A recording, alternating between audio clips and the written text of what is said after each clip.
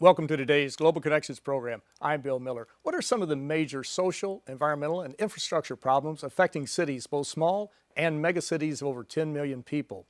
What is one United Nations agency doing to help provide assistance to these various cities? We'll be back in just a moment to talk about these and other important issues.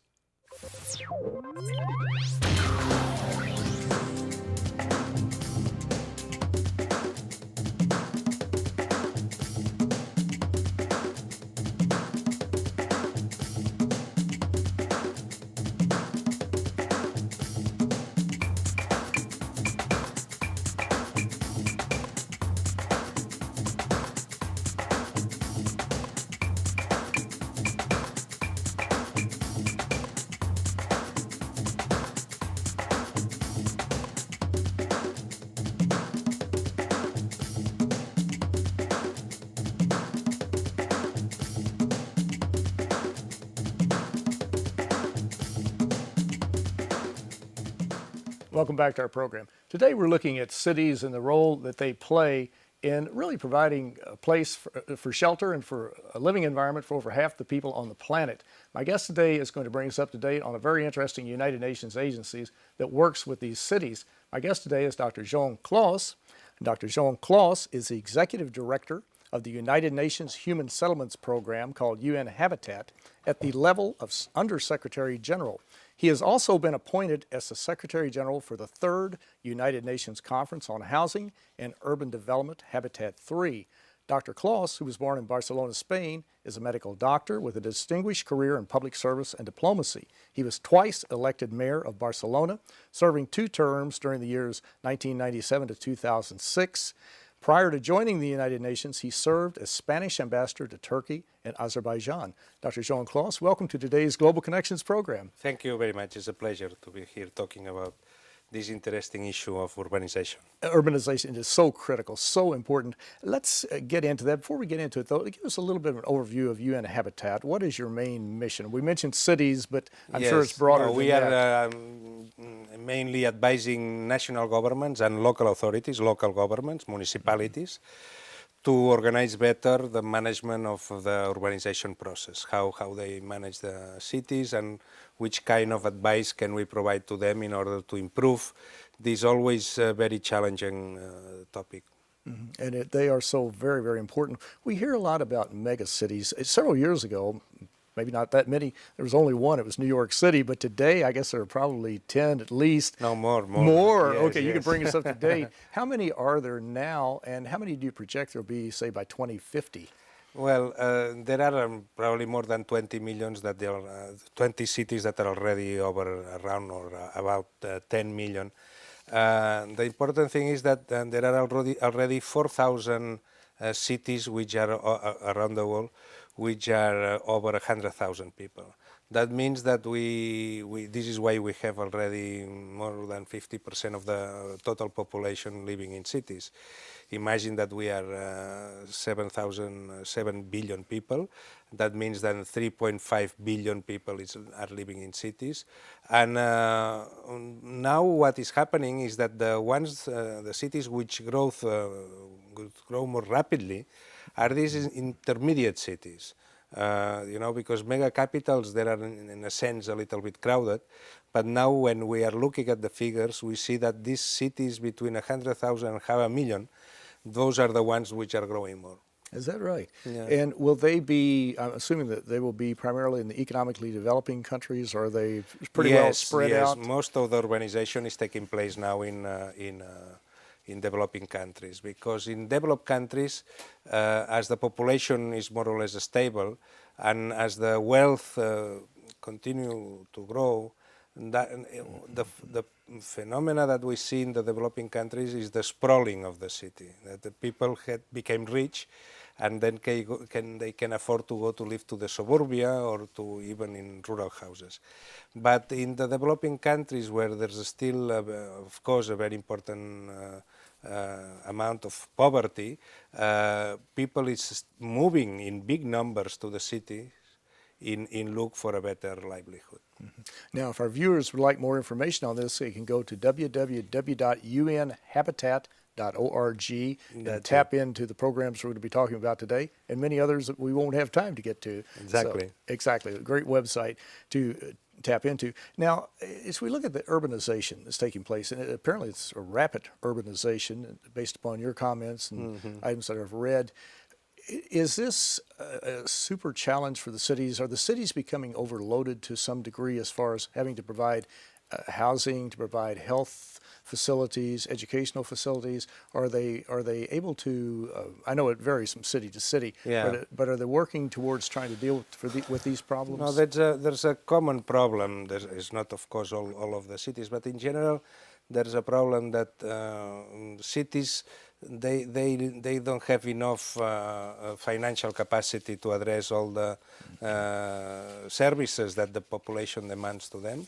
And then all over the world, cities, they have some kind of agreement between themselves and the central government in order to finance, jointly finance the budget of the cities. And this is quite something that belongs to modern history, because in the past, cities were much healthier and the central states were poorer. And in fact, were the cities who had the money. But then later on, with the creation of the modern national state and the creation of the new modern tax systems, the national state has become the financial stronghold. And then cities always, in a way or in another, they are lagging behind. And this is a problem because, especially in weak democracies or in weak institutionalized country, that leaves the cities without the minimum resources to face the big challenges that they have. Now, some cities years ago, some of the planners were a little concerned about the large in-migration, and they were trying to provide incentives for people not to come to the cities. Has that been the case? You were talking about the medium-sized cities, 100,000 to 500,000. Are they working to try to move them into those types of cities in some areas? Yes, during history there has been quite a number of exercise trying to keep the population in the rural areas and to avoid the migration to urban areas. All those exercises, they have failed. There's a general law of sociology and economics that says that if you have development, you will have urbanization. And when we study urbanization and its linkage to development, at the end it seems that the cause-effect relationship is that urbanization generates wealth.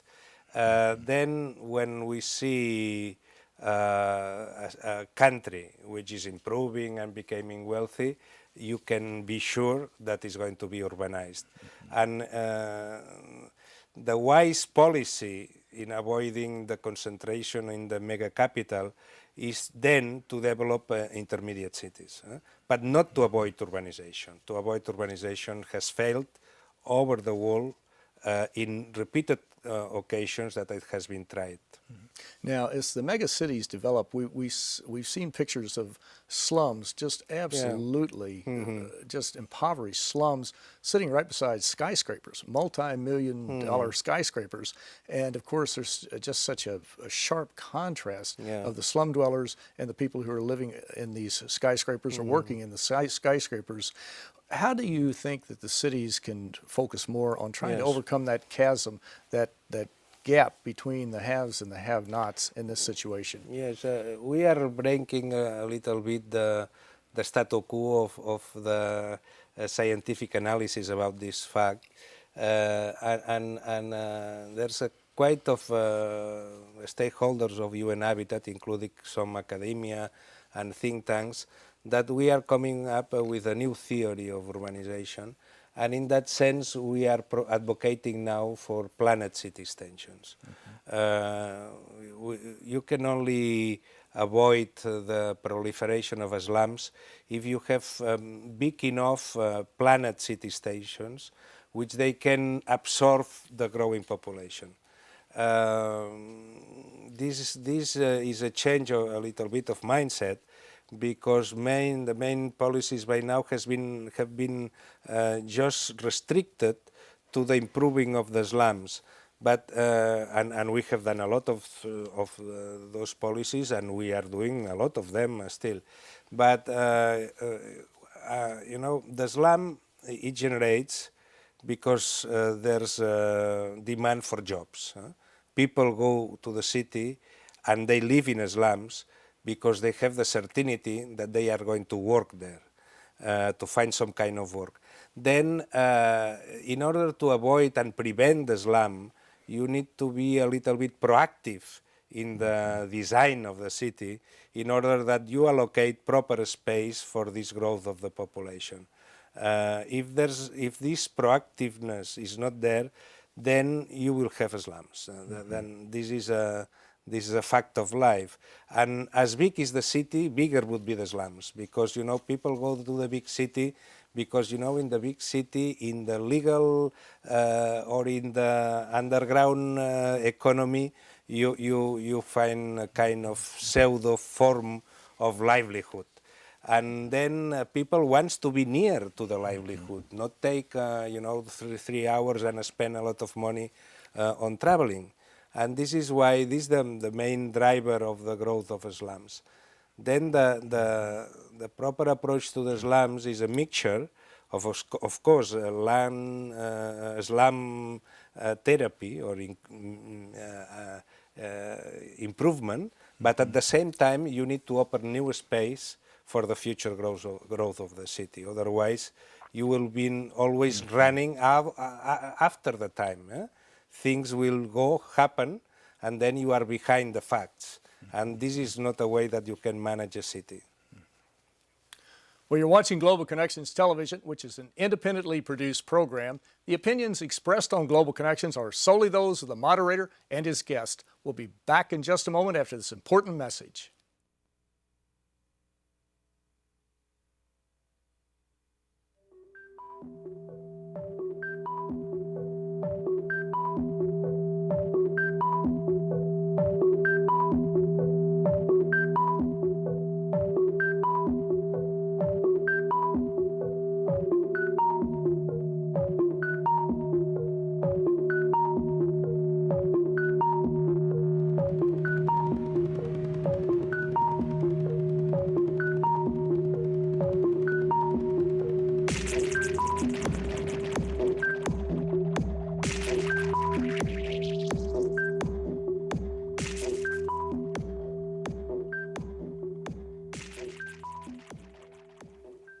Welcome back to our program. Today we're looking at cities and the role that one particular United Nations agency, namely Habitat, plays in helping many of the cities deal with some of their economic, social, and infrastructure challenges in the 21st century. My guest today is an expert in this area. My guest today is Dr. Joan Clos.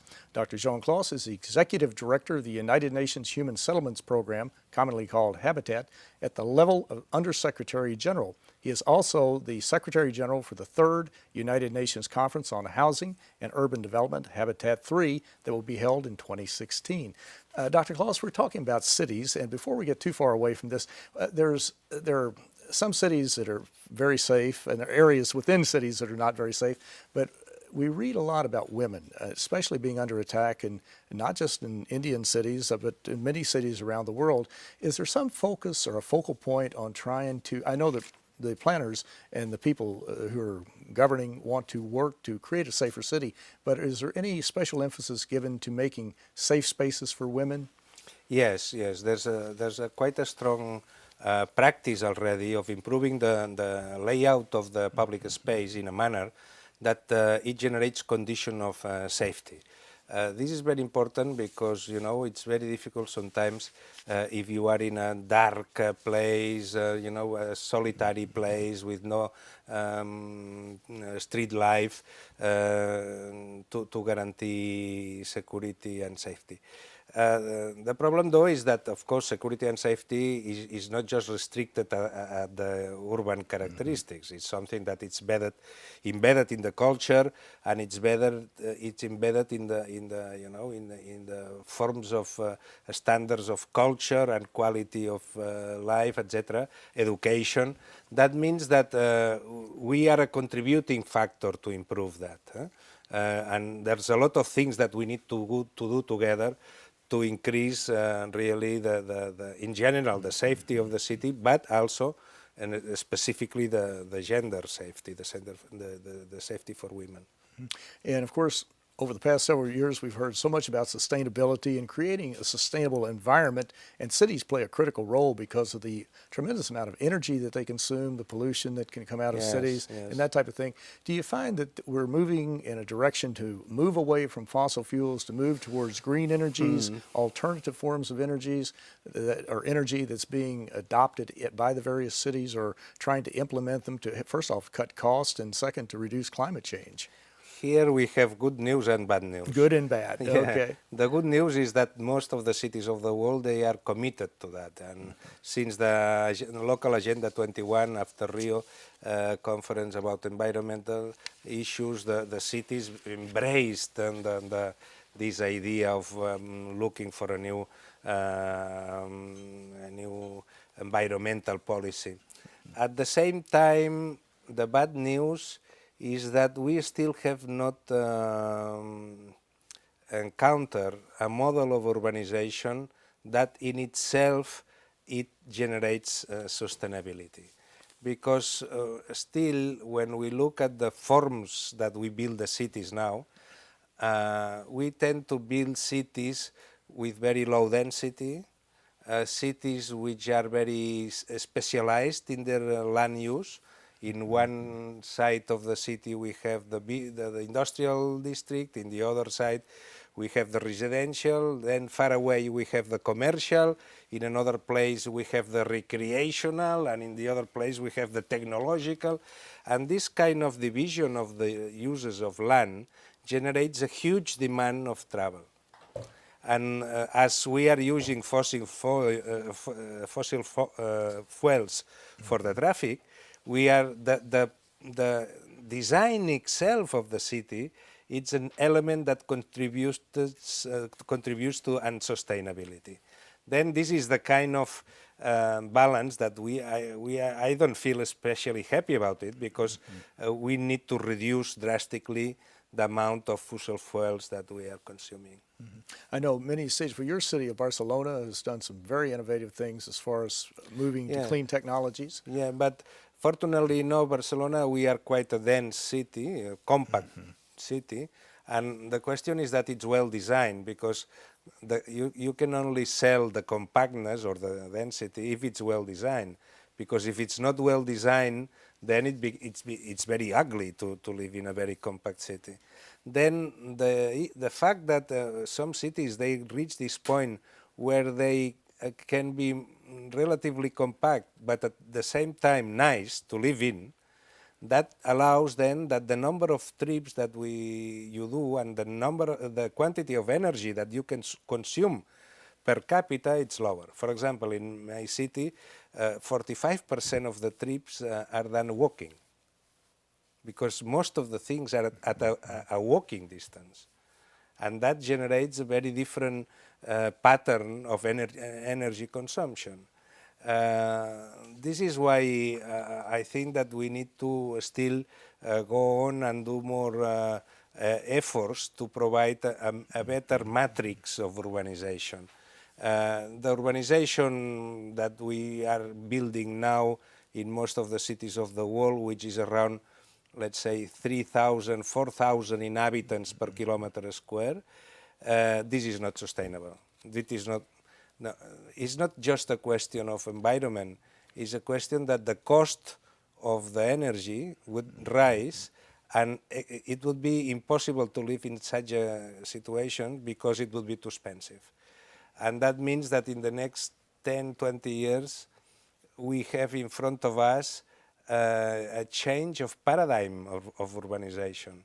It's going to be something that we will need to go through, because 7 billion or 9 billion that we are going to reach, it seems, in 20 or 30 years, we cannot spend the quantity of energy that we are spending now in the modern urbanized city.